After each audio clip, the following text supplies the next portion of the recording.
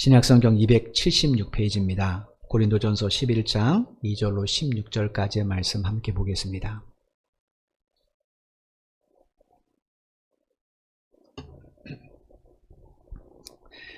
신약성경 276페이지 고린도전서 11장 2절로 16절까지 말씀입니다. 찾으신 줄 알고 제가 봉독해 드리겠습니다. 11장 2절입니다. 너희가 모든 일에 나를 기억하고 또 내가 너희에게 전하여 준 대로 그 전통을 너희가 지킴으로 너희를 칭찬하노라. 그러나 나는 너희가 알기를 원하노니 각 사람의 머리는 그리스도요 여자의 머리는 남자요 그리스도의 머리는 하나님이시라. 물은 남자로서 머리에 못을 쓰고 기도나 예언을 하는 자는 그 머리를 욕되게 하는 것이요 물은 여자로서 머리에 쓴 것을 벗고 기도나 예언을 하는 자는 그 머리를 욕되게 하는 것이니 이는 머리를 민 것과 다름이 없음이라. 만일 여자가 머리를 가리지 않거든 깎을 것이요 만일 깎거나 미는 것이 여자에게 부끄러움이 되거든 가릴지니라. 남자는 하나님의 형상과 영광이니 그 머리를 마땅히 가리지 않거니와 여자는 남자의 영광이니라.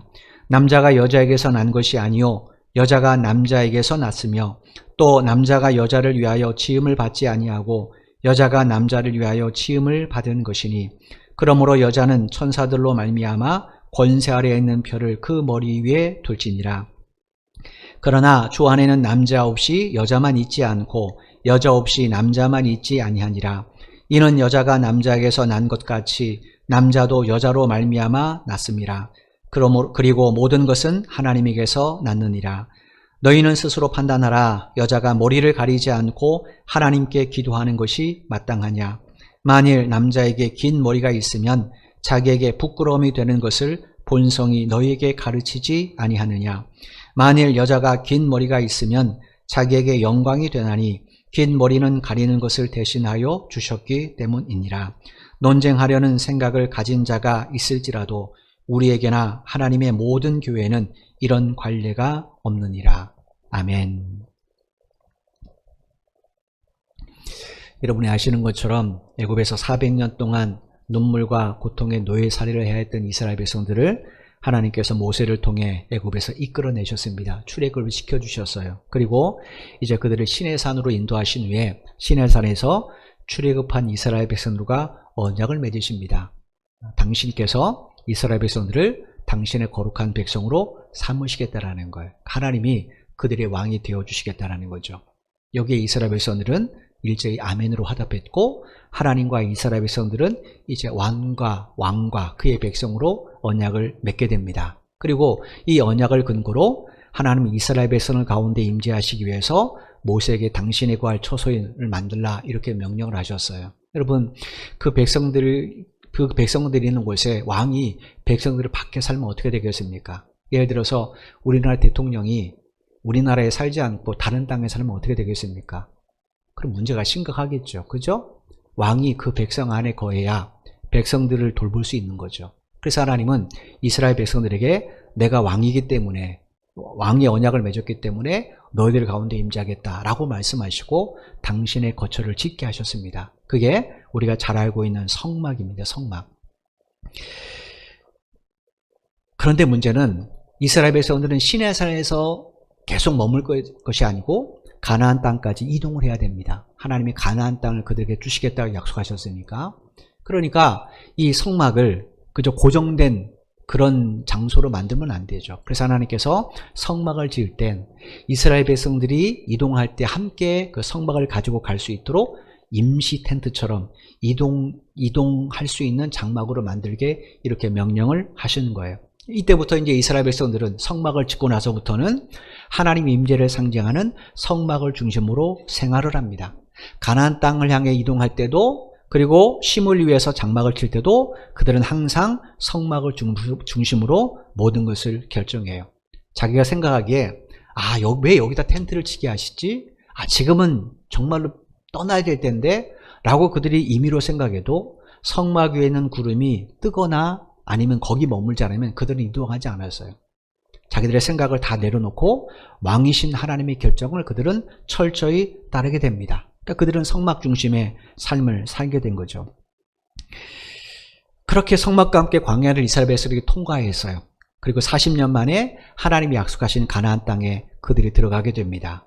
그런데 안타깝게도 그 땅에 자리를 잡게 되니까 그때부터 그들은 점점 하나님을 떠나기 시작을 합니다. 이거 뭔가 그 땅의 진짜 주인이 되고 싶어서. 여러분, 하나님께서 이스라엘 백성들을 내가 이 땅을 너에게 주겠다라고 말씀하셨다면 그 땅의 주인이 누구라는 거예요? 하나님 당신이라는 거잖아요. 근데 이스라엘 백성들은 자기들이 그 땅의 주인이 되고 싶었어요. 그래서 하나님께 요구한 게 뭔가? 하나님, 이제 우리에게도 다른 주변 나라처럼 우리들 가운데 가장 똑똑한 사람, 가장 잘생긴 사람, 가장 뭔가 능력 있는 사람을 뽑으셔서 그 사람을 왕으로 우리를 다스리게 해주십시오 라고 요구를 해요. 그러니까 그들이 지금 하나님께서 왕이신데 그 왕을 거절하는 거예요. 하나님, 이제 당신은 우리의 왕이 안 돼도 됩니다. 우리에게 우리 가운데 능력 있는 사람 한 사람을 뽑아서 그 사람이 우리를 다스리도록 그렇게 좀 왕을 좀 뽑아 주십시오 라고 하나님 앞에 강력하게 요구해요. 이게 사사기의 내용입니다. 그러니 하나님 마음이 어떻겠습니까? 그들이 하나님을 거절하고 그들이 하나님을 떠나고 그들이 하나님을 배반하는 거예요. 그런데 하나님이 그들과 함께 사실 수 없잖아요. 그래서 이제 사무엘상에 보면, 사무엘상 맨 앞에 보면 하나님이 블레셋을 통해서 성막을 완전히 불태워 버리십니다.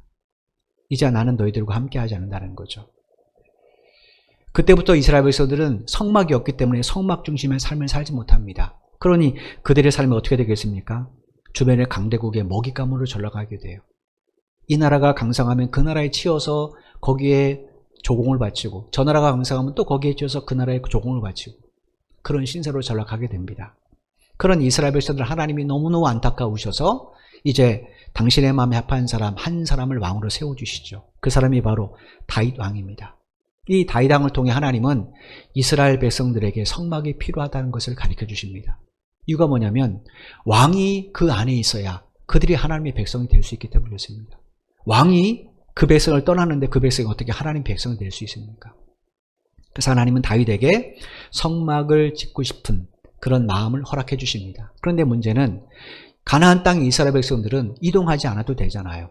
그러니까 임시 장막으로 준 성막이 필요 없는 겁니다. 이제는 고정된 성막이 필요한 겁니다. 그게 바로 성전이에요. 그래서 다윗이 하나님 앞에, 하나님, 우리가 성전을 지을 수 있도록, 하나님의 거처인 성전을 지을 수 있도록 허락해달라고 간절히 다윗이 하나님 앞에 기도해요. 그런 다윗의 기도를 하나님이 너무너무 기뻐하셨습니다. 그래서 당신이 머물 거처인 성전을 어떻게 지어야 되는지 하나님이 우리로 말하면 설계도를 보여주듯이 다윗에게 자세히 설명해 주세요. 보여주세요. 그리고 나서 그의 아들 솔로몬을 통해서 설계대로 하나님이 다윗에게 보여주신 그대로 성전을 짓게 하십니다. 이렇게 해서 최초로 세워진 솔로몬 성전의 성전 조감도가 이렇게 되어 있습니다. 맨 밑에 보시면 미문이가 되어 있는데 성막과 성전의 입구는 다 동쪽에 있습니다. 왜 동쪽에 있는가? 그건 에덴 동산 때문에 그래요. 이스라엘 아담과 하가, 첫사람 아담과 하가 선악을 알게 하는 나무의 열매를 따먹었을 때 하나님이 그들을 내쫓으셨습니다. 그리고 나서 동쪽, 에덴 동산 동쪽을 하나님께서 그룹들을 통하여 두루두는 화염감으로 지키게 하셨어요. 그러니까 에덴 동산에 들어간 입구가 어디냐? 동쪽입니다. 동쪽. 성막과 성전은 에덴 동산이 뭡니까? 거기 먹고 살기, 먹을 것이 많고, 고민, 그게 문제가 아니라 에덴 동산은 하나님이 당신의 백성들과 함께 하신 장소거든요. 그런 에덴 동산, 하나님과의 동행, 하나님과의 교제, 이걸 상징적으로 보여주는 것이 바로 성막이고 성전입니다. 그래서 성막과 성전은 문이 다 동쪽에 있습니다. 이 동쪽에 미문이라는 문을 들어가서 통과해서 들어가면 제일 먼저 밟게 되는 곳이 어디냐면 여인의 뜰이에요. 이 여인의 뜰은 이스라엘 여인들이 머무는 장소입니다. 그 다음에 계단을 지나서 니카노르의 문이라는 곳을 통과하게 되면 이스라엘의 뜰을 밟게 됩니다. 이스라엘의 뜰은 이스라엘 남자들이 머무는 장소예요. 여기까지가 일반 백성들이 머무는 장소입니다. 이 장소를 지나면 이제 제장들이 제사를 집례하는 제장 뜰이 있습니다. 이 뜰을 통과해서 계단을 오르면 이제 성소가 있고 그 성소 위에는 하나님이 임재하시는 거룩한 장소인 지성소가 있습니다. 이 지성소에 1년에 한 차례씩 오직 대제사장만 하나님의 허락하에 지성소로 들어가게 되죠. 그러니까 하나님께서 성전을 지성소와 성소를 제외하고 세 구역으로 나누게 하시는 거예요. 이스라엘 여인들이 머물 수 있는 여인의 뜰, 이스라엘 남자들이 머물 수 있는 이스라엘의 뜰, 그리고 제사장이 머물 수 있는 제사장 뜰로 하나님이 나누게 하셨어요. 그러니까 지성소로 보면 그 가까운 순서가 다르다라는 거죠. 그럼 곰곰이 생각해 보십시오. 제사장 구별을 뜻하고 하면 제외하고 왜 하나님이 이스라엘 백성들과 이스라엘 남자들의 구역을 따로 만드셨는가? 그 당시에도 남녀 7세 부동석이 통하는 시대였는가? 그건 아니란 말이에요. 근데 하나님은 왜 이스라엘 남자들을 이스라엘 여인들보다 당신 앞에 더 가까이 나올 수 있도록 허락해 주셨는가? 하나님도 남녀를 차별하시는가? 그럼 막 그 하나님은 공의 하나님이 아니죠. 공의롭고 정의로운 하나님이 뭡니까? 그건 공평하다는 이야기거든요. 차별하는데 어떻게 그분이 공의로운 하나님이 될 수 있어요? 그렇게 차별한 하나님이 내리신 판단을 어떻게 공평하고 정의로운 판단이 될 수 있겠습니까? 하나님이 이렇게 만드신 이유는 차별하기 위함이 아닙니다. 당신의 창조 질서를 보여주시기 위해서예요. 여러분 아시는 것처럼 하나님이 세상을 뭘로 창조하셨는가? 당신의 말씀으로 창조하셨어요. 이 세상은 하나님의 말씀대로 창조되었습니다. 성막과 성전도 마찬가지예요. 하나님이 모세를 통해 다윗에게 말씀하신 그대로 지어졌습니다. 하나님 이건 구조상 안 됩니다. 이건 이렇게 하면 안 됩니다. 라고 하지 않았어요. 하나님이 말씀하신 재료 그대로, 그 위치 그대로, 모세와 다윗을 통해 말씀하신 그대로 성막과 성전이 지어졌습니다. 그곳에서 이스라엘 백성이 누굴 만나는가?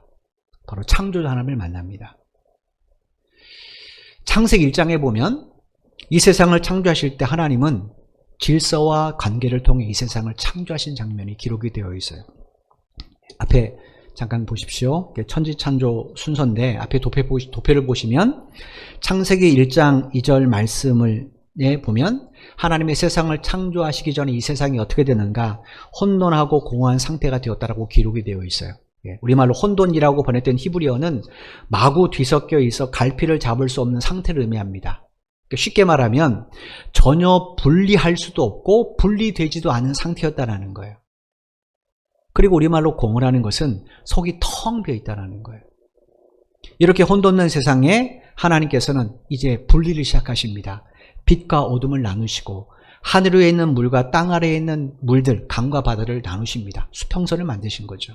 그리고 땅과 땅 속에 있는 것들을 분리하십니다. 지평선을 만드시고 이제 땅과 땅 속에 있는 것을 분리하시고 그 땅과 땅 속에 분리됐기 때문에 거기에 채소나 각종 나무, 열매를 맺는 나무들이 이제 자라나도록 하나님은 그렇게 허락하세요.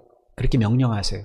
그러니까 혼돈한 상태에서 하나님이 질서를 다 만드신 거예요. 이게 하나님께서 첫째 날부터 셋째 날까지 하신 사역입니다. 여러분 집을 지어보신 분들 알겠지만 집을 제일 먼저 지으려면 땅부터 사잖아요.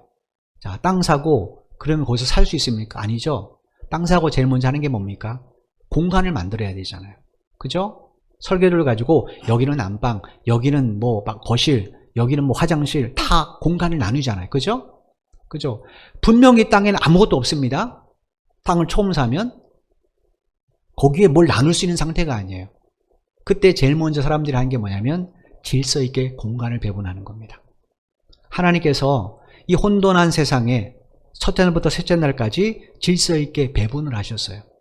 빛과 어둠을 나누시고 그 다음에 하늘과 물들, 수평선을 나누시고 그 아래에 있는 물들 가운데 다시 땅이 드러나게 하시는 지평선을 만드시고 그리고 그 밑에 이 식물과 열매 맺는 채소들이 자라게 하셨어요.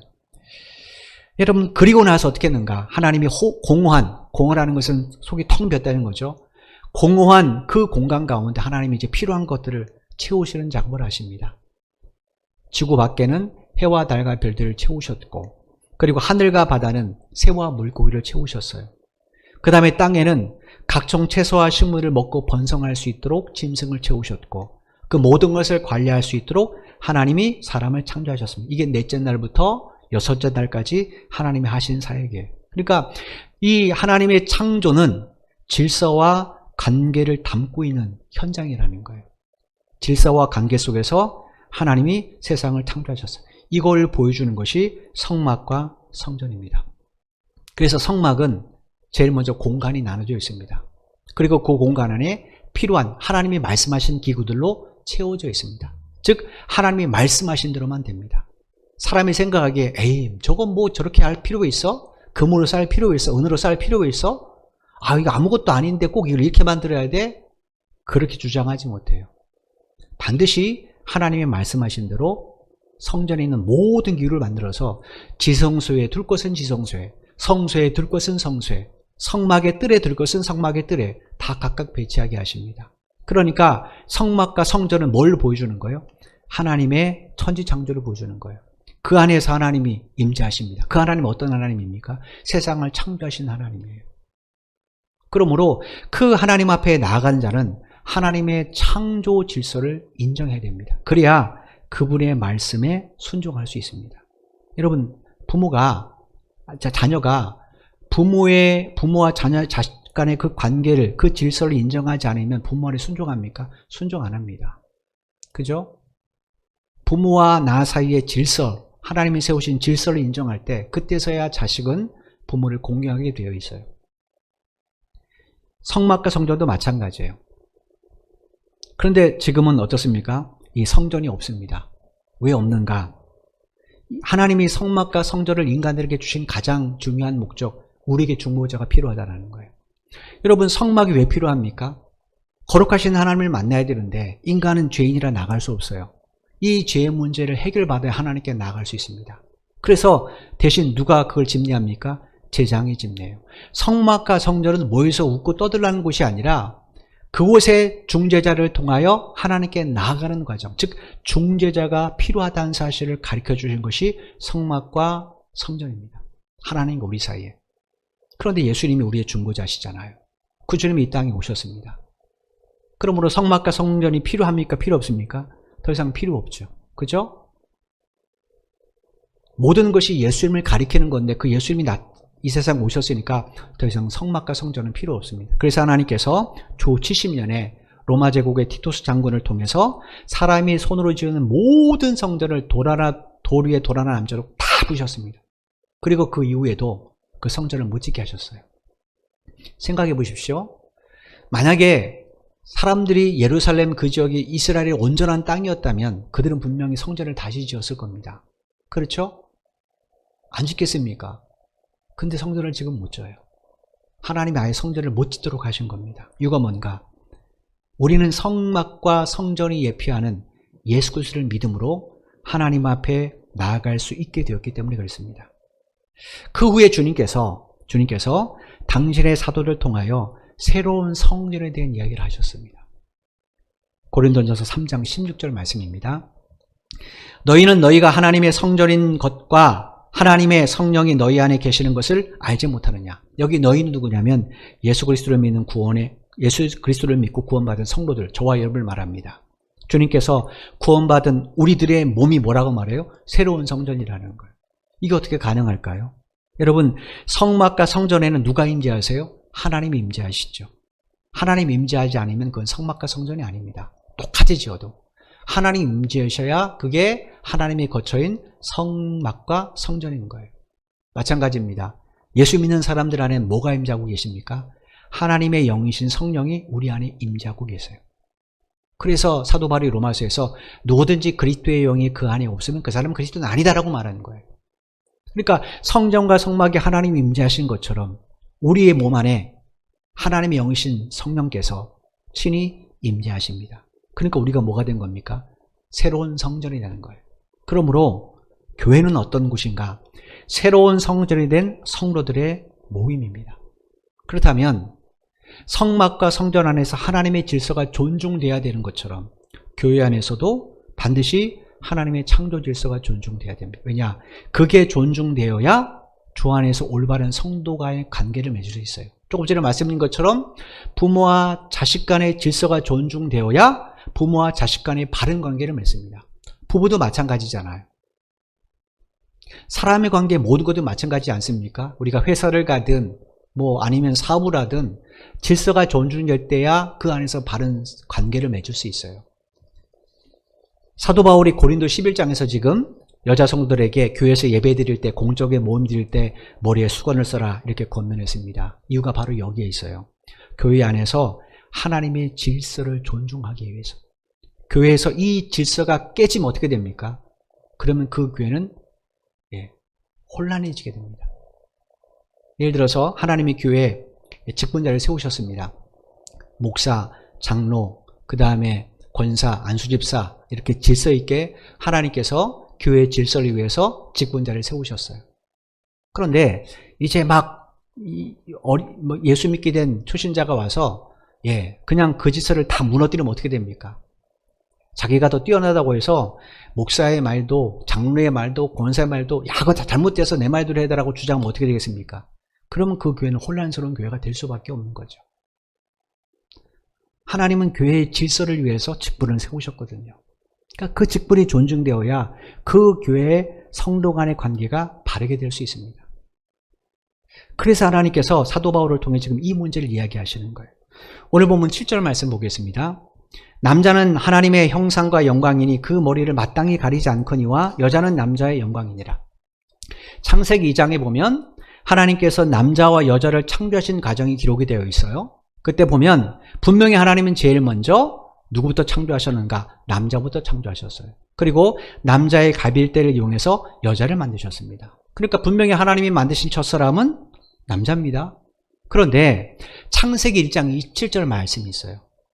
창세기 2장에서는 그렇게 이야기했고 창세기 1장 27절에 보면 하나님께서 사람을 창조하신 내용이 이렇게 기록이 되어 있습니다. 창세기 1장 27절 말씀입니다.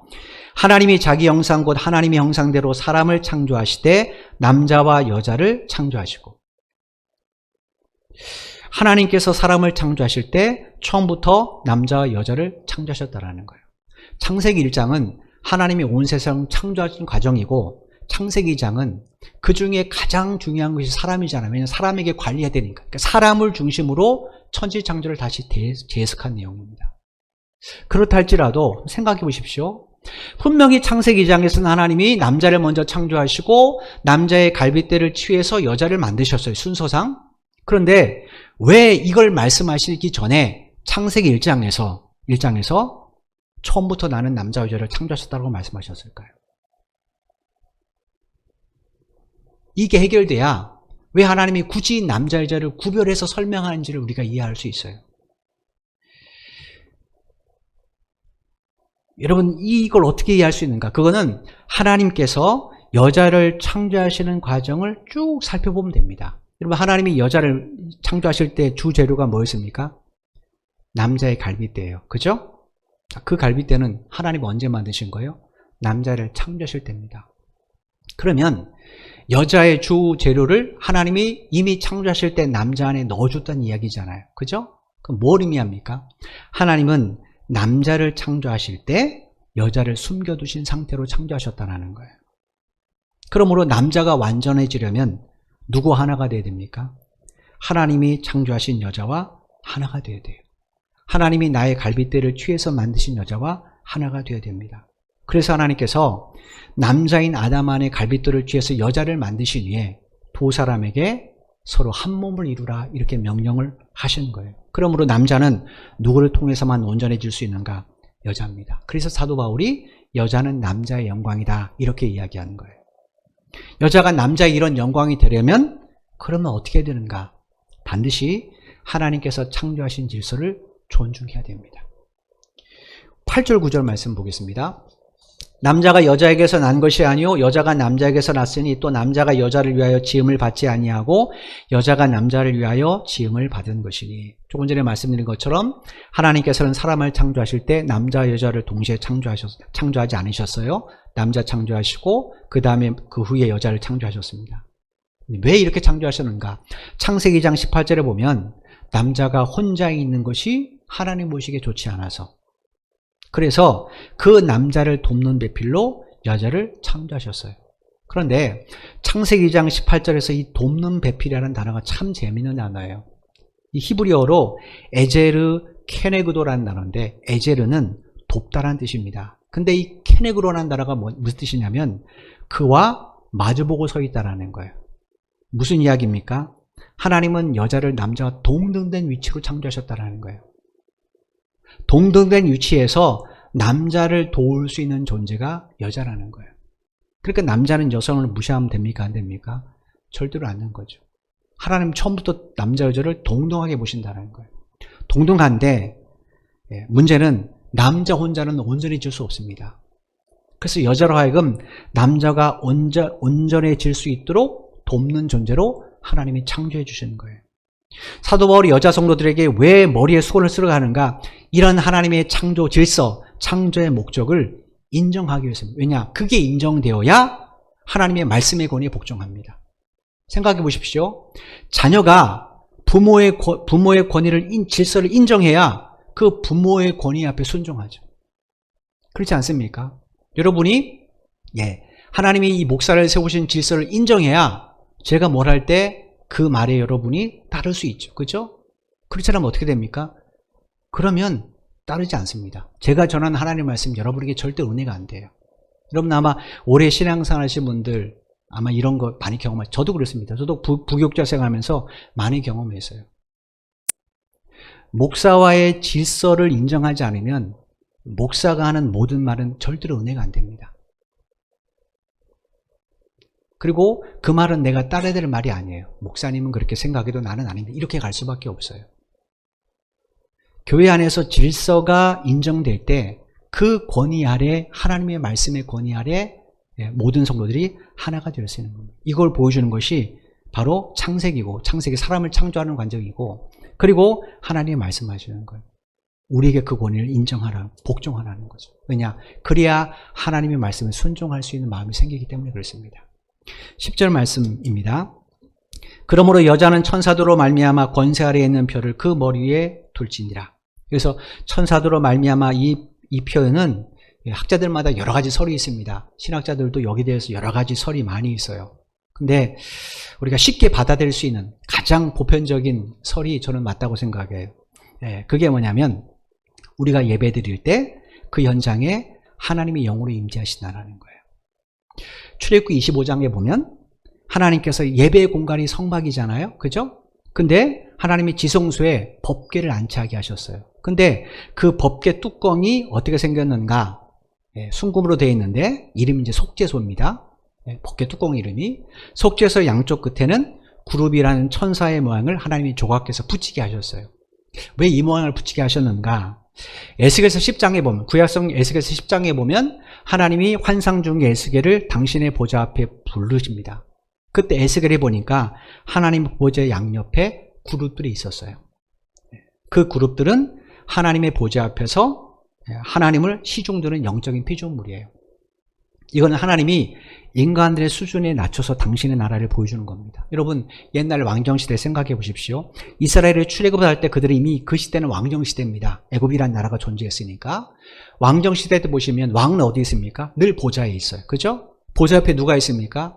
왕을 시중드는 그런 신하들이 있습니다. 우리나라 같은 경우는 내시들이 있었잖아요. 그죠? 그리고 그 보좌 앞에 있는 왕을 아련하면 백성들이 그 보좌 앞으로 나아가야 돼요. 왕은 보좌에 있고 왕 옆에는 반드시 왕을 보좌하고 시중드는 그런 신하들이 있단 말이에요. 그룹들은 바로 그런 영적인 피조물입니다. 하나님 옆에서 하나님을 시중드는 그런 영적인 피조물이에요. 이걸 그대로 보여주시는 곳이 바로 속죄소입니다. 법궤 뚜껑이죠. 왜냐? 이스라엘 백성은 애굽에서 430년 동안 애굽의 왕정시대에 살았단 말이에요.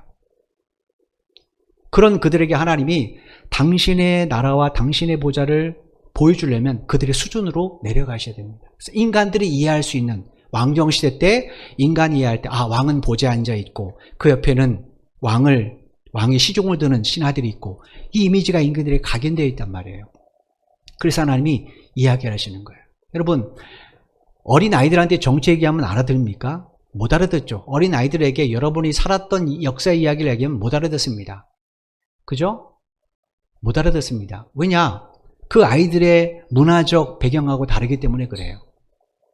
하나님께서 만약에 전혀 이런 표현이 아니라 다른 방식으로 당신의 보좌와 당신의 나라를 설명했다면 사람들은 이해 못해요. 이게 무슨 뚱구름인가 그럴 겁니다. 근데 하나님이 지금 당신이 이스라엘 백성들에게 왕이라는 사실을 각인시켜주기 위해서 하나님이 성막을 짓게 하신단 말이에요. 그러면 왕이 있는 곳에는 보좌가 있어야 되고 왕은 보좌에 앉아 있어야 되고 이런 과정이 있어요. 그리고 그 왕 앞에 나갈 때 얼마나 많은 문들을 통과합니까? 그죠? 그래서 속죄소를 하나님이 이렇게 만들게 하셨고 하나님은 그 그룹들 사이에 있는 그 사이에 당신의 보좌에 임재하시겠다고 말씀하셨어요. 여러분 이 내용을 교회 한번 그대로 대입해 보십시오. 성막과 성전은 성전은 지금의 교회를 예수 그리스도를 예표하고 그 예수 그리스도를 믿는 사람들이 모인 이곳이 교회란 말이에요. 우리 예배한 장소가 교회입니다. 이걸 곰곰이 대입해 보시면 우리가 하나님 앞에 예배할 때 이 가운데 누가 계시는가? 하나님이 당신의 영으로 임재 계시다라는 거예요. 그래서 주님께서 누구든지 두세 사람이라도 내 이름으로 오면 거기 누가 함께 하신다고요? 하나님이 함께 하신다는 거예요. 하나님이 예비한 그곳에 친히 임재하십니다. 그러면 하나님이 영으로 임재하신다면 그 하나님의 양옆에 누가 있다라는 거예요? 당연히 천사들이 있다는 거죠. 그룹들이 있다는 거죠. 이 장면을 이야기하는 게 10절 이야기입니다. 우리가 지금 예배합니다. 생각해보세요. 내가 지금 예배하는데 이 예배 공간에 하나님이 영으로 임재하신다. 그럼 우리 예배 태도는 달라질 수밖에 없습니다. 지금 우리 예배를 누가 바라보고 있습니까? 천사들이 바라봐요. 이유가 뭔가? 천사들은 참 이해가 안 가요. 왜냐? 인간들은 천사보다 더 못한 존재잖아요, 사실은. 그죠? 우리는 얼마나 시간과 공간의 제약을 받습니까? 우리 얼마나 죄 쉽게 넘어집니까? 근데 하나님께서 당신의 나라의 상속자로 천사들이 아니라 이 타락한, 이 연약한 인간을 선택하셨단 말이에요. 천사들로서는 이해가 안 갈 거예요. 도대체 뭐가 이뻐서. 그런데 예배를 드리는 우리의 모습을 보면서 천사들이 그래서 이렇게 된다는 거예요. 그 천사들이 지금 지켜본다는 거예요. 그 천사들 앞에 내가 창조주 하나님의 권위에 하나님의 창조의 질서에 내가 순종합니다 라는 것을 보여주라는 것. 이게 10절 이야기입니다. 그러니까 여자들이 예배나 공적 모임에서 머리에 수건을 쓰는 문제는 그거는 세상의 남성 권위에 복종하는 것이 아니라 그거는 하나님의 권위 앞에 내가 있음을, 권위 아래에 내가 있음을 보여주는 일종의 증표인 겁니다. 조금 전에 말씀드린 것처럼 분명히 창세기 1장 27절에 하나님은 남자 여자를 동등하게 창조하셨어요. 하나님은 남녀를 차별하지 않습니다. 따라서 교회 안에서는 남녀별을 차별해서는 안 됩니다. 그리스도인들은 교회 밖에서도 남녀를 차별해서는 절대로 안 됩니다. 왜냐? 우리는 창조자 하나님을 믿기 때문에 그렇습니다. 다만 교회 안에 이 질서 때문에 사도 바울이 이런 권면을 하는 거예요. 11절 12절 말씀 보십시오. 그러나 주 안에는 남자 없이 여자만 있지 않고 여자 없이 남자만 있지 아니하니라. 이는 여자가 남자에게서 난 것 같이 남자도 여자로 말미암아 났음이라. 그리고 모든 것은 하나님에게서 났느니라. 주 안에서 남자나 여자는 절대로 별개의 독립된 존재가 아니라는 겁니다. 왜냐? 하나님께서는 남자 여자를 서로 상호 보완적이고 연합적인 존재로 창조하셨기 때문에 그래요. 여러분 만약에 남자 혼자 자기 인생을 완성할 수 있는 능력을 갖췄다. 그럼 하나님이 굳이 여자를 창조하셨을까요? 아니죠. 남자는 여자 없이는 반쪽에 불과한 겁니다. 그래서 하나님께서 남자의 인생이 완성될 수 있도록 여자를 그 곁에 두시는 거예요. 이런 이유 때문에 남자에게 너 이제 부모를 떠나서 성인이 됐으면 부모를 떠나서 그 아내 앞하여 둘이 한 몸을 이루라 이렇게 명령을 하신 겁니다. 즉 하나님께서는 남녀의 몸을 별개로 보지 아니하시는 거예요. 한 몸으로 보신 겁니다. 이렇게 아내가 남편을 도와주는 것이 과연 남편에게만 좋은 일인가? 그렇지 않습니다. 왜냐? 자신이 남편을 도와줘서 남편의 인생이 완성되면 그 누구의 인생도 완성되는 거예요? 아내인 자기 인생도 완성되는 겁니다. 여러분 그러잖아요. 그죠? 아내가 막 음식을 열심히 준비했습니다. 맛있게 남편의 건강을 위해서. 남편이 그걸 먹고 행복해요. 그럼 아내도 행복하지 않습니까? 그죠? 남편도 마찬가지잖아요. 그죠? 남편이 뭔가 선물을 사가지고 아내에 줬습니다. 근데 시큰둥하면 남자가 기뻐하겠어요? 그렇지 않겠죠. 남자들이 하는 행위들은 아내를 기쁘게 하기 위해서인 거잖아요. 그때 아내가 행복하면 남편은 그것으로 정말 행복해요. 그러니까 서로가 서로에게 보완적인 존재고 서로가 서로에게 연합된 존재인 겁니다. 그래서 아내가 남편을 위해서 하는 것이 남편만을 위한 거니까 그게 아니라 그건 곧 아내인 자기도 위한 겁니다. 따라서 성도는 지금 성배를 따지지 말라는 거예요. 왜냐? 하나님께서 나를 남자로 혹은 여자로 태어나게 하신 뜻을 먼저 생각하면 되니까. 하나님 나를 남자로 태어나게 하셨다. 여자로 태어나게 하셨다. 이 성별은 누가 결정하셨습니까? 부모가 아니잖아요. 하나님이 결정하신 겁니다. 하나님이 결정하신 거예요. 자녀가 말 안 될 때 그러잖아요. 아유, 저거 여자로 태어났으면, 남자로 태어났으면 이런 말 가끔 하잖아요. 근데 부모가 결정할 수 있습니까? 부모가 그 아이의 주인이라면 결정을 해야 되겠죠. 근데 부모는 주인이 아니기 때문에 부모는 결정 못해요. 누가 결정합니까? 하나님이 결정하세요. 그 결정을 받아들이라는 거예요. 그게 지금 이야기입니다. 13절 말씀입니다. 너희는 스스로 판단하라. 여자가 머리를 가리지 않고 하나님께 기도하는 것이 마땅하니.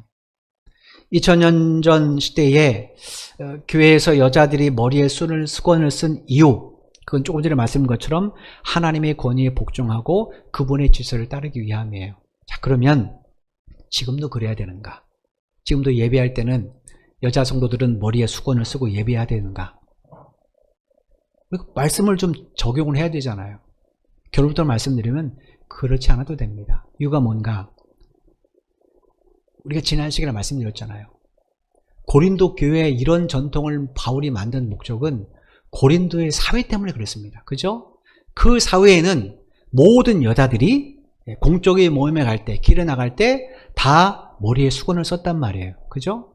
그건 이제 그 시대는 남성 중심의 사회, 남성 권력 중심의 사회니까 그 권력에 복종한다는 의미겠지만. 그런데 머리에 수건 안 쓰는 여자들이 있다고 그랬죠. 그죠? 어떤 여자입니까?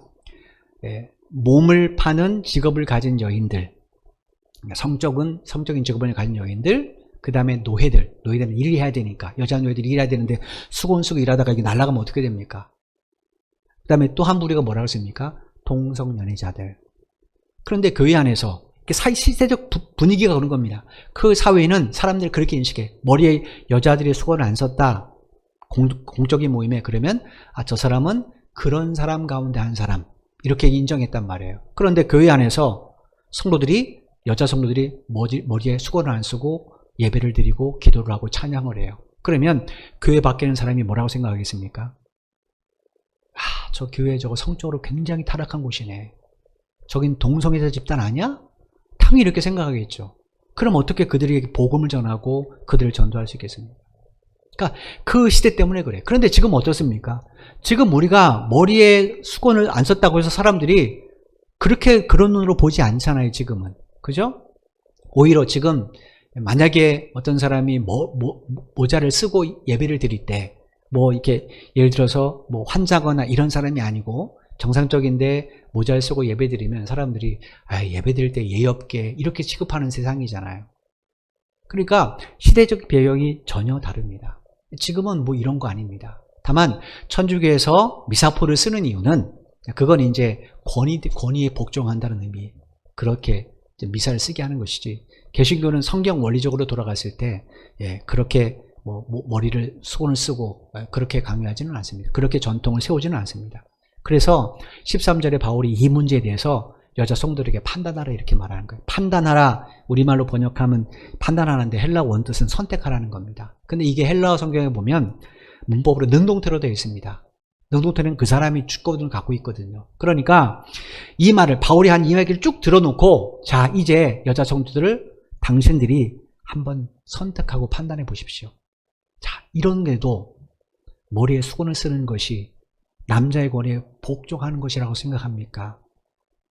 어떤 것이 더 교회의 덕이 되고 어떤 것이 더 하나님을 더 영광스럽게 하는 것인지 당신들이 스스로 생각하고 선택하라는 거예요.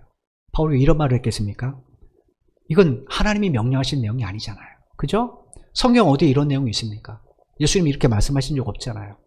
다만 바울이 교회가 주님의 몸이니까 하나님의 교회를 세우신 목적, 교회 성도들이 누군지를 알기 때문에 교회의 덕을 위해서, 교회가 증거해야 될 그 예수 그리스도를 위해서 이렇게 하는 것이 좋다라고 권면하는 겁니다. 교회 밖에는 불신자들을 위해서, 또 자신들을 위해서 여자 성도들은 머리에 수건을 쓰는 것이 훨씬 더 덕이 되는 일이 아니냐. 지금 이야기를 하는 겁니다. 그 다음에 14절로 16절 말씀입니다. 만일 남자에게 긴 머리가 있으면 자기에게 부끄러움이 되는 것을 본성이 너에게 가르치지 아니하느냐. 만일 여자가 긴 머리가 있으면 자기에게 영광이 되나니 긴 머리는 가리는 것을 대신하여 주셨기 때문이니라. 논쟁하려는 생각을 가진 자가 있을지라도 우리에게나 하나님의 모든 교회는 이런 관례가 없느니라. 헬라 성경에 보면 남자가 여자처럼 머리를 길게 가는 것은 본성 자체가 수치스러운 일이다. 이렇게 기록이 되어 있어요. 2000년 전에 헬라 철학자 가운데 에픽테투스라는 헬라 철학자가 있습니다. 이 사람이 이런 말을 남겼어요. 들어보십시오. 남자가 머리카락을 턱까지 늘어뜨리는 것만큼 쓸모없는 짓이 있겠는가?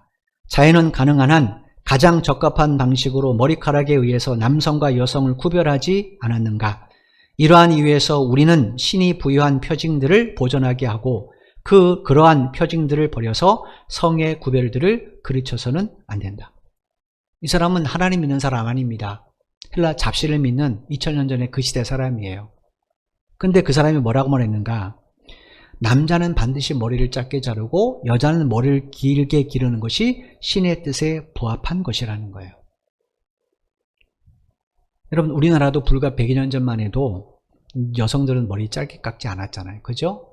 1895년에 근대 개혁을 목록으로 단발령이라는 것이 공포됐습니다. 이제 여인들도 머리를 짧게 자라도 된다는 거죠. 그때부터 이제 여인들의 머리가 짧아지게 된 거죠. 그러니까 동서고금을 막론하고 옛부터 사람은 본능적으로 남자는 여자보다 머리가 짧아야 된다는 인식을 갖고 있습니다.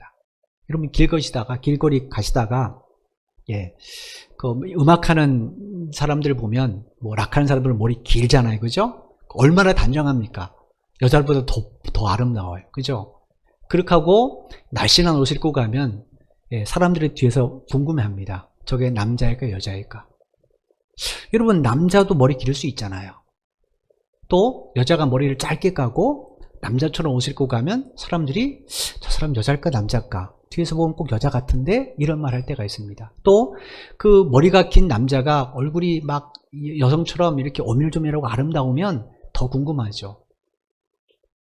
이유가 뭘까요? 왜 머리카락 길이를 보고 저 사람 남자일까 여자일까 왜 궁금해할까요? 그 인간의 본성이기 때문에 그렇다는 거예요. 지금 바울이 왜 이런 인간의 본성을 이야기하는가?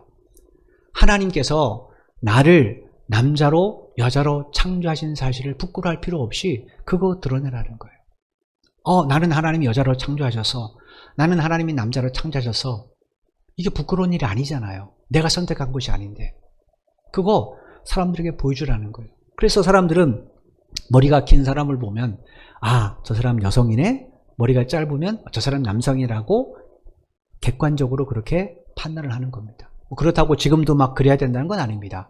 그 시대를 이야기하는 거예요. 바울이 이런 이야기하는가? 지금 이 머리 기르는 이야기는 논쟁거리가 아니기 때문에 그래요. 그러니까 수건을 쓰는 문제는 논쟁거리가 아니기 때문에 그래요. 이거는 하나님 앞에서 내 신앙을 위해서 내가 고민하고 선택할 문제입니다. 그 문제를 바울이 이야기하는 거고 내가 그래서 이 전통을 세웠다라는 거죠. 왜 이야기를 하는가? 처음에 말씀인 것처럼 창조 질서가 존중되어야 그 안의 관계가 바릅니다. 여러분, 처음에 하나님이 사람을 창조하실 때 여인을 남자의 돕는 배필을 창조하셨다고 말씀을 드렸어요. 이 남자, 첫사람 아담을 사도 바울은 로마서에서 예수 그리스도를 가리켜서 둘째 아담이라고 이런 표현을 씁니다. 그러니까 예수님을 남자라고 생각했을 때, 자, 하나님께서 예수 그리스도를 믿음으로 교회를 부르신 모든 성도들은 그럼 어디에 해당되는 겁니까? 여성에 해당된다고 한번 생각해 보십시오. 그러면 이 여성으로 상징할 수 있는 이 성도들이 해야 할 일은 뭡니까? 주님을 돕는 일이죠. 그죠? 그래서 성도는 교회에서 에베소서에서 교회는 그리스도의 몸이고 우리는 지체라는 겁니다. 여러분, 우리 몸에 있는 모든 지체는 어떻게 됩니까? 서로 도와야 몸이 건강해집니다. 그렇죠? 우리 몸의 지체 가운데 하나가 돕는 일을 상실해버리면 장애를 입고 우리 건강은 심각한 문제가 생기죠. 몸에 있는 모든 지체는 함께 서로가 서로를 섬기고 도와야 됩니다. 교회가 그렇다라는 거예요. 교회는 어떤 것인가? 교회가 주님의 몸이잖아요. 우린 지체잖아요. 그럼 어떻게 됩니까? 서로가 서로를 섬기고 도와줌으로 교회를 건강하게 세워야 된다는 거예요. 여러분, 우리가 교회에서 서로 사랑해야 됩니다. 서로 섬겨야 됩니다. 서로 배려해야 됩니다. 이건 윤리적 이야기 아닙니다. 세상의 윤리나 도덕이 아니에요. 우리가 왜 그래야 되는가 원론을 한번 생각해 보십시오. 왜 우리가 교회에서 서로 사랑해야 되지? 왜 서로 기도해 줘야 되지? 왜 내가 섬겨야 되지? 그거는 하나님이 교회에 나를 지체로 부르신 목적 때문에 그래요. 내가 그걸 중단하면 어떻게 됩니까? 그럼 교회의 건강성은 훼손될 수 있는 거죠. 어떤 교회가 건강한가? 모든 성도들이 서로가 서로를 섬기고 도와주고 배려하는 그런 교회가 건강한 교회입니다. 그래서 성경이 우리에게 이렇게 섬김에 대해서 많이 이야기하는 겁니다. 주님이 이 제자들과 마지막 만찬을 할 때 보여주신 본이 뭡니까? 섬김이잖아요. 내가 선생 되어서 너희들의 발을 씻겨줬듯이 너희들도 발을 씻겨줘라. 섬김이잖아요. 여러분, 그렇기 때문에 교회 안에서 성도들은 서로 섬김의 자리에서 서로가 서로를 섬겨줘야 되는 사람이 되는 거예요. 내가 섬김을 받는 존재가 아니라 나는 섬기는 존재입니다. 섬겨줘야 될 존재예요. 그렇게 생각하면 서로가 서로를 섬길 때 그 모임이 어떻게 사랑이 충만한 모임이 되지 않을 수 있겠습니까? 이게 성경의 가르침이에요. 하나님께서 목사를 세우시고 장로를 세우시고 권사를 세우시고 안수집사를 세우신 목적이 뭔가? 그건 섬김을 받으라는 게 아니에요. 섬기라는 거예요. 네 시간을 들여서 물질 들여서 섬기라는 거예요. 그럴 때 평신도들도 그 섬김을 본받아서 서로가 서로 섬기는 그런 교회가 될 것입니다. 이것이 하나님이 꿈꾸시는 건강한 교회의 모습입니다. 바라기는 우리 교회가 이런 교회가 되기를 정말로 주님의 이름으로 간절히 기도합니다. 그래서 제가 매년 이제 그 교회 표어를 그 다음에 교회 표어를 이제 10월 달부터 기도하면서 준비합니다. 하나님, 우리 교회 부족한 것이 뭘까요? 어떻게 우리 교회가 건강한 교회가 될까요? 기도해요. 그래서 이제 여러분이 보시기에 그 표어를 그냥 이상처럼 세운 것 같은데 절대로 그렇지 않습니다. 하나님은 우리가 그게 회복되기를 원하세요. 그래서 내년도 표어를 기도하는 중에 어떻게 정했는가? 성김으로 하나 되는 공동체로 이렇게 정했어요. 왜냐? 그게 우리 교회에 진짜 필요한 모습인 것 같아서. 여러분, 우리가 한 해 표를 줬을 때 그 표를 모든 성들이 함께 할 때만 그 표대로 건강을 교회를 세울 수 있습니다. 그렇지 않고 그냥 그게 무슨 뭐 이상주의 같이 그렇게 치부해버리면 나의 1년 동안의 신앙의 핵심으로 받지 않고 그냥 치부해버리면 우리는 아무리 하나님이 좋은 말씀을 줘도 우리 교회를 건강하게 세울 수가 없는 겁니다. 하나님이 그래서 이 11장에서 여자가 머리에 수건을 쓰는 문제를 심각하게 바울을 통해 권면하시는 거예요. 여러분, 바라기는 우리 교회도 이렇게 섬김과 사랑을 통해서 건강한 교회가 되었으면 참 좋겠습니다. 그러려면 우리 모두가 어떻게 됩니까? 서로가 서로를 섬겨줘야 됩니다. 우리가 아무것도 아닌 것 같지만 여러분, 그 일주일 동안 한 가정을 기도하는 것, 이거 매우 중요한 문제예요. 우리가 그렇게 섬겨줬을 때 그 가정의 기도 제목들이 응답받을 수도 있고 그 가정의 어려움이 해결될 수도 있잖아요. 그러니까 여러분, 가정 기도 제목 내릴 때는 뚱부름 같은 기도 제목 내지 마십시오. 정말 우리 가정에 위해서 이거 기도해 주십시오라고 그런 내용을 알으셔야 돼요. 그래야 성도들이 함께 기도하죠. 코로나 안정세 참 좋습니다. 그런데 지금 여러분의 가정에 어떤 하나님의 도움이 필요한지, 우리 가정에 정말로 어떤 하나님의 은혜가 필요한지, 우리 자녀들이 하나님의 어떤 비전이 필요한지 그렇게 기도하십시오.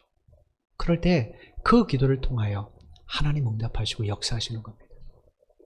바라기는 이 일에 여러분이 한 사람 한 사람을 쓰임받았으면 참 좋겠습니다. 교회 질서를 인정하시고 그리고 말씀의 권위에 복종하시고 그리고 그 안에서 서로 섬기고 서로 배려하고 서로 아껴주십시오. 그럴 때 하나님은 우리 교회를 통하여 당신의 원하셨던 기뻐하셨던 아름다운 교회의 모습들을 사람들에게 보여주게 될 겁니다. 이 일에 여러분 모두 쓰임받게 되기를 주님의 이름으로 축원을 드립니다. 기도드리겠습니다. 하나님 참 감사합니다. 오늘도 우리에게 귀한 말씀을 들려주시고 왜 하나님께서 사도 바울을 통하여 이야기를 듣게 하셨는지 그 의미를 깨달아 알 수 있도록 도와주셔서 감사합니다. 하나님, 세상적인 시각에 보면 여성도들에게 예배 드릴 때 모일 때 머리를 쓰라는 문제가 우리 사회는 적용되지 않기 때문에 왜 이런 말을 성경으로 두셨는지 우리는 몰랐습니다. 그런데 그 의미를 자세히 살펴봤더니 참 우리에게 필요한 말씀이기에 우리에게 들려주신 줄로 믿습니다. 하나님, 우리 교회가 정말로 건강한 교회가 되기를 원합니다. 하나님이 세우신 질서를 존중하고 하나님이 들려주시는 말씀의 권위 앞에 복종하고 또 우리는 서로가 서로를 사랑하고 섬기고 배려함으로 하나님의 건강한 교회, 예수 그리스도의 그 십자가의 사랑을 보여주는 그런 교회로 세워가기를 간절히 소원합니다. 우리는 연약하지만 이 말씀이 우리를 통해 이루어질 수 있도록 우리를 사용하여 주옵소서. 늘 나보다 남을 더 탁기 여기는 마음을 가지고 섬기는 우리가 되기를 원합니다. 그럴 때 가정의 문제도 해결될 것이고 일터의 문제도 해결될 것이고 우리 아이들도 믿음이 무엇인지 하나님의 사랑이 무엇인지를 바로 알고 신앙생활하게 될 줄로 믿습니다. 우리는 연약하지만 오늘도 우리 안에 계신 성령님께서 친히 이 일을 이루게 하실 줄로 믿사오니 주여 우리를 사용해 주옵소서. 아버지 하나님, 지금 이 나라는 코로나19로 인하여 매우 어려운 상황에 있습니다. 매일매일 최초라는 그런 말들이 난무합니다. 하나님, 이 땅에 국류를 베풀어 주옵소서. 사람의 과학으로 이것을 막아낼 수 없다는 것은 우리는 압니다. 그러나 하나님이 함께 하시면 이것이 약화될 것이고 결국 하나님의 우리가 함께 더불어 살지만 이것이 우리의 건강을 심각하게 훼손시키지 않을 줄로 믿습니다. 하나님 국류를 베풀어 주셔서 속히 코로나19 문제가 안정세를 되찾을 수 있도록 도와주시고 대통령과 이 정부와 위정자들이 그 하나님 앞에 겸손히 엎드려 지혜를 구할 수 있도록 도와주옵소서. 우리 성도들의 가정과 일터를 주께서 지켜주시기를 간절히 소원합니다. 코로나19로 어려움 겪지 않게 도와주시고 특별히 허락하신 일터를 통하여 하나님의 복이 흘러넘치도록 역사해 주옵소서. 한 주간도 주께서 우리 모두와 동행해 주실 것을 믿사오며 예수님의 이름으로 간절히 기도드리옵나이다. 아멘. 이제는 교회의 머리가 되신 우리 주 예수 그리스도의 크신 은혜와 독생자 예수 그리스도를 십자가에 내어 주시기까지 우리를 사랑하신 아버지 하나님의 만극하신 사랑하심과 우리 속에 내주하셔서 감화, 감동, 교통 충만케 하시는 성령의 역사하심이 오늘 말씀을 마음에 깊이 새기며 서로 섬기고 배려하고 사랑함으로 건강한 교회를 세워가는 일에 힘쓰길 원하는 사랑하는 모든 믿음의 형제 자매들의 발걸음 위에와 저들의 가정과 저들의 직장과 사업 위에 이 나라 이 민족과 우리 선교 제일교회 위에 지금부터 영원토록 함께 하시기를 간절히 축원하옵나이다. 아멘.